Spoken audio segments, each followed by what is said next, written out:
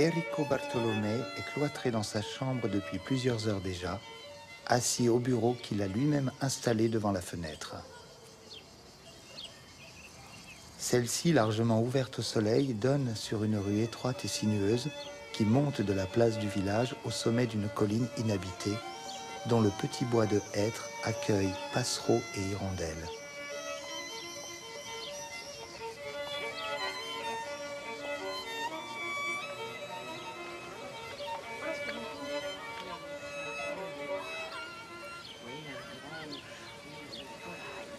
Le bavardage de deux femmes assises devant le portail d'une maison, juste en face, se mêle aux cris et aux rires des enfants qui pourchassent les chats, contents de les tourmenter bientôt.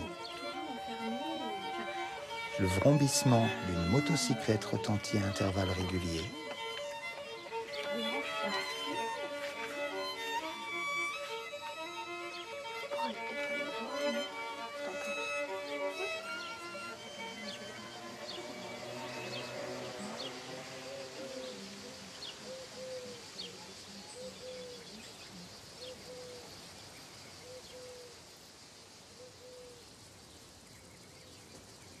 Enrico Bartolomé a jusqu'à maintenant esquissé plus d'une centaine de visages de jeunes hommes.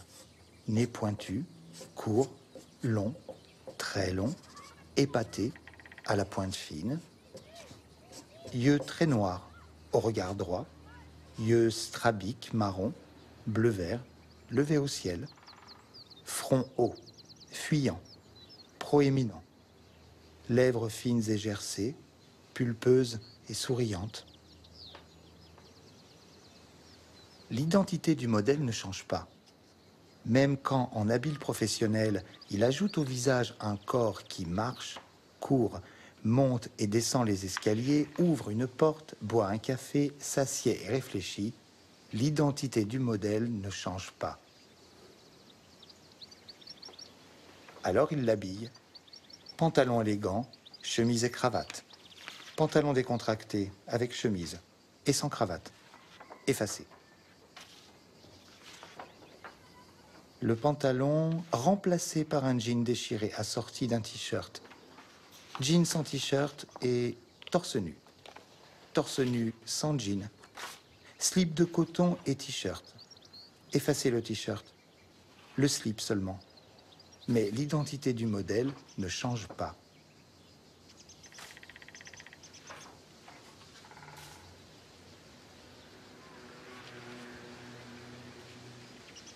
Enrico Bartolomé s'efforce de dessiner quelqu'un qui ne lui ressemble pas, mais il n'y parvient pas. Enrico Bartolomé a décidé de participer au concours organisé par le Tour Operator New York, New York, dont les sièges sont présents dans toutes les capitales d'Europe. Le prix en est un billet pour un vol en première classe aller-retour Paris-Singapour avec séjour de 24 heures dans un hôtel 5 étoiles. Il sera décerné au meilleur dessin représentant le jeune voyageur idéal de ce siècle. Enrico Bartolomé a décidé de ne pas quitter la chambre tant qu'il n'aura pas trouvé comment dessiner celui qui, dans l'imaginaire collectif, voyage allègrement et sans relâche aux quatre coins du monde, faisant fi des préoccupations quotidiennes sans jamais céder au découragement ni à la fatigue. Il ne touche plus à la nourriture, avale insatiablement tout le café qui l'empêchera de sombrer dans le sommeil.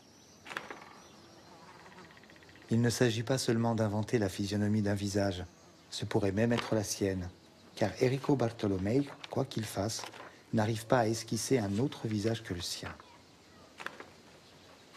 Puis les bagages. Il l'affuble de valises, trolleys, sacs à dos, sacs de couchage, rien pour ne pas l'entraver. Il lui met un passeport dans la main gauche, dans l'autre un portefeuille débordant de billets, en prenant bien soin de n'en pas indiquer la nationalité pour éviter toute insinuation et polémique, en soulignant seulement la quantité exorbitante. Il donne une expression téméraire et hardie au visage, en lui rajoutant un corps bien armé pour affronter l'imprévu. La tenue vestimentaire est légère, peu encombrante. Le mode de locomotion est un détail qui ne préoccupe pas Enrico Bartolomei. Depuis le début, il a éliminé trains et voies ferrées, avions et aéroports, automobiles, camions et autoroutes, optant par contre pour une bicyclette à moteur avec batterie rechargeable à pédales. Ce véhicule fait écho à la sensibilité écologique aiguë du moment, même s'il est incontestablement bourré de défauts auxquels il compte remédier par sa fougueuse imagination.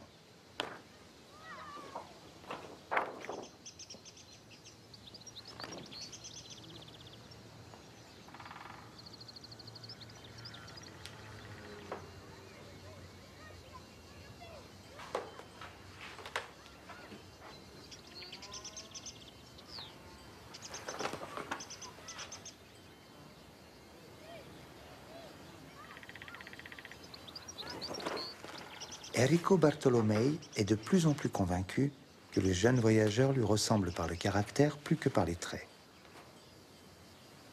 Saisir cela et en empreindre le croquis du visage signifierait dévoiler à lui-même son ego profond pour le prêter à un autre, comme si de rien n'était. La lumière du soleil ne décline pas. Les chevelures de hêtres s'ébrouent et se débarrassent de nuées d'oiseaux. Au bout de la rue qui va de la place à la colline, on ouvre la porte de l'église. Il fait une chaleur suffocante au dehors et dans la chambre. Et il lui paraît évident de déshabiller le jeune homme, de mettre son corps à nu, comme Donatello a dénudé son David. Entre-temps, Enrico Bartolomei a doté la bicyclette à moteur d'une paire d'ailes surdimensionnées à l'échelle de ses perspectives.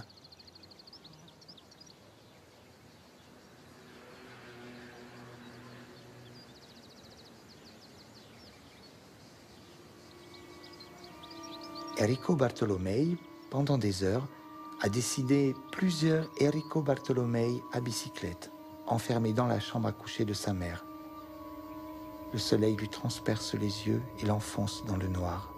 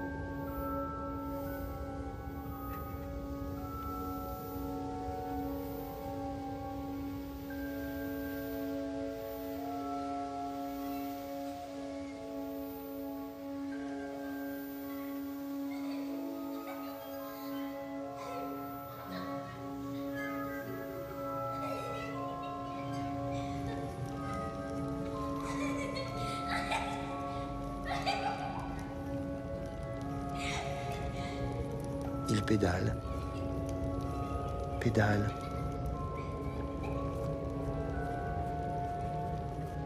Son frère marche à gauche, en sens contraire.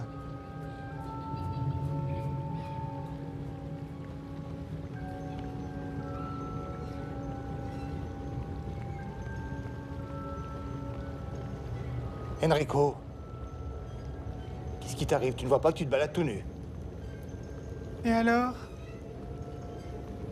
Y a pas de mal? Il fait une chaleur d'enfer. Comment veux-tu que je m'habille?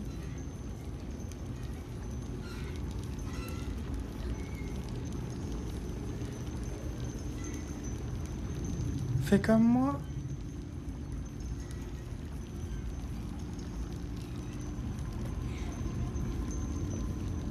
J'ai bien assez d'une feuille de vigne.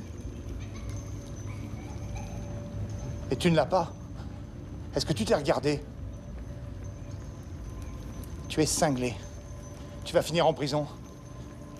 Ou à l'asile. C'est sûr. Tu n'as pas honte? Même pas un peu. Prison ou asile, c'est le gîte et le couvert assuré.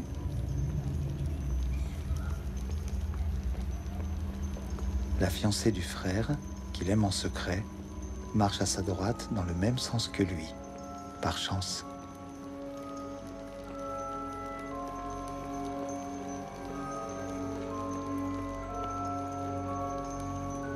Enrico, arrête-toi. Je veux t'embrasser, embrasser, embrasser. Je veux t'embrasser, embrasser. Je veux t'embrasser, embrasser,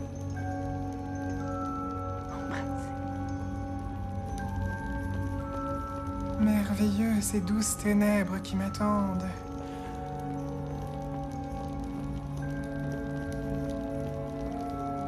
Quand l'aube va venir, je vais recommencer à trembler. Il pédale, pédale, revitalisé par la cécité subite qui le protège de la lumière. Cette lumière qui lui révélerait clairement ce qui n'a jamais été clair, le poussant alors dans une angoisse invivable. Embrasse-moi.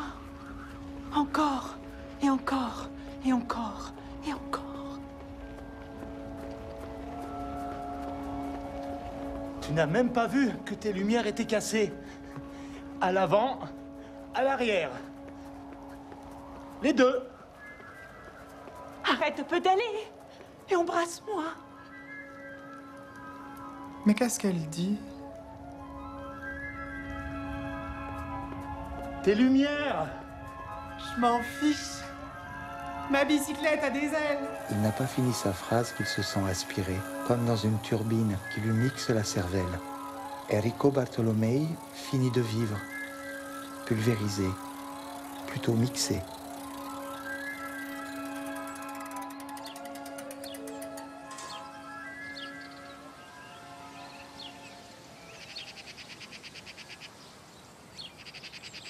Alors, il est comment ce fameux voyageur?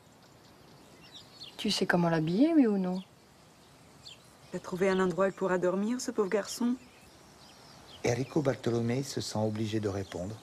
Sinon, il risque d'être retenu de force par la femme, l'enfant, le frère et la fiancée du frère, tous bouillants d'impatience de connaître le sort du jeune globe-trotteur de l'an 2000, qui parcourt le monde tout nu, rassasié de rien, sans un sou, plus rapide qu'un moustique, à cheval sur une bicyclette ailée couronnée d'un atlas et qui pédale, pédale, pédale dans l'obscurité d'une chambre vers une destination inconnue.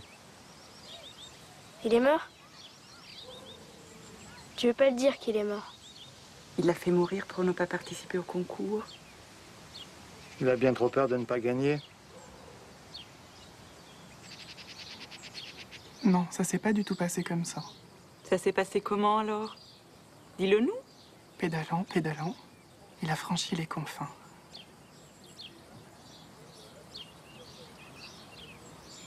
Peut-être il s'est arrêté par peur. Ça veut dire quoi? Pas du tout. En pédalant, il a franchi le noir sans s'en rendre compte. Est-ce qu'il a dû avoir peur? Il n'a pas eu le temps d'y penser. Et maintenant, il a envie de rester là où il est. Il est curieux de savoir ce qui lui arrivera. Les cloches de l'église retentissent comme chaque jour à cette heure. Sa réponse met tout le monde de bonne humeur. Les cloches se sont tues. Le soleil n'est pas encore couché. Les portes de l'église, restées vides toute la journée, vont de nouveau se fermer.